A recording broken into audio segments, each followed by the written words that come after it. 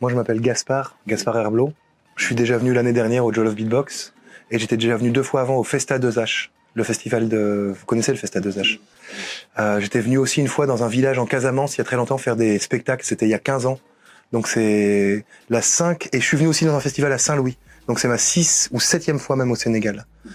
Et donc voilà, j'ai rencontré le Restyle sur le Festa 2H. Il faisait du rap à l'époque.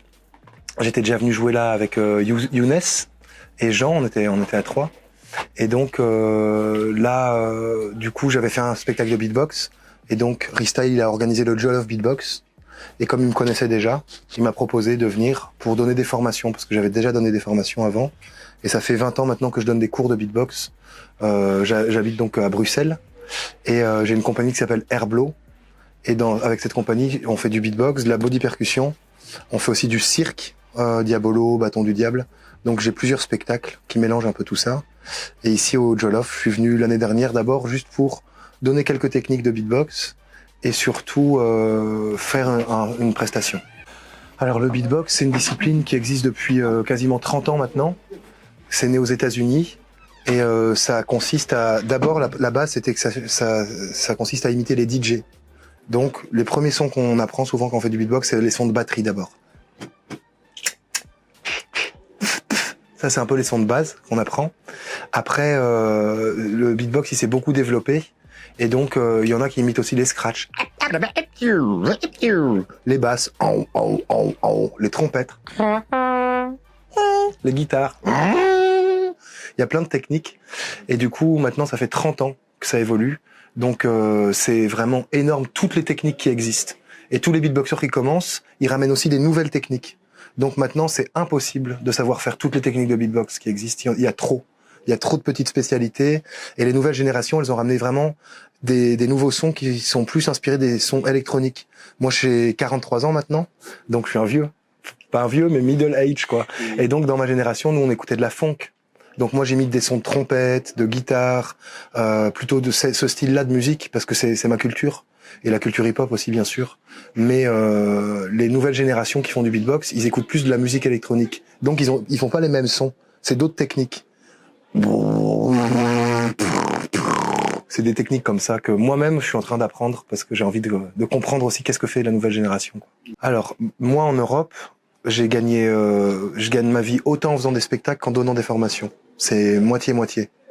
Ici, au Sénégal, je connais pas la réalité de l'économie, mais j'imagine que ça doit être quand même difficile, déjà pour un artiste, de vraiment vivre, gagner de l'argent avec son art, ça doit être vraiment difficile. Moi, même en Europe, tous les artistes que je connais, souvent ils font autre chose. Ils ont une pratique artistique, mais ils donnent aussi cours, ou ils enseignent, ou ils font d'autres choses. Donc, moi en tout cas, ce que je pense, c'est que c'est vraiment pertinent d'aller enseigner le beatbox dans les écoles et tout ça, de développer ça. Mais maintenant, le financement, où on trouve l'argent, ça, j'imagine, c'est comme en Europe, faut monter des dossiers, ministère de la Culture, aller chercher les financements. Donc l'argent tombe pas du ciel, quoi. Et j'imagine, je sais pas si des gens sont prêts à payer cher pour prendre un cours de beatbox. J'imagine ça peut plus se mettre dans des projets éducatifs, des projets sociaux aussi. Parce que il y a aussi toute une vocation sociale dans le human beatbox. Le principe, c'est que c'est accessible à tout le monde. Tout le monde peut faire du beatbox. On a tous un corps, on a tous une bouche. On n'a pas besoin d'argent pour faire du beatbox. Donc c'est aussi très accessible. C'est ça qui est chouette. Alors super bien, c'est pour ça que je reviens. Hein. Je reviens parce que j'adore être ici. Vraiment, le sens de la musique. L'année dernière, on a fait du studio. Ce qui est génial, c'est que tout le monde participe.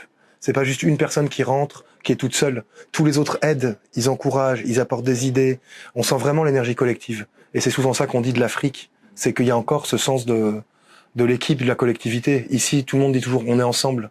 Et c'est vrai qu'en Europe, c'est une autre réalité. Il y a pas des communautés comme ça.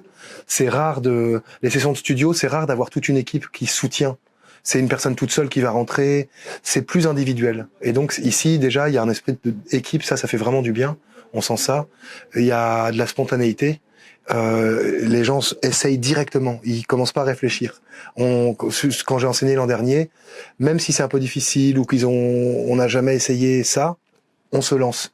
Et moi, parfois en Europe, je me heurte à plus de réticence, plus de retenue, plus de timidité.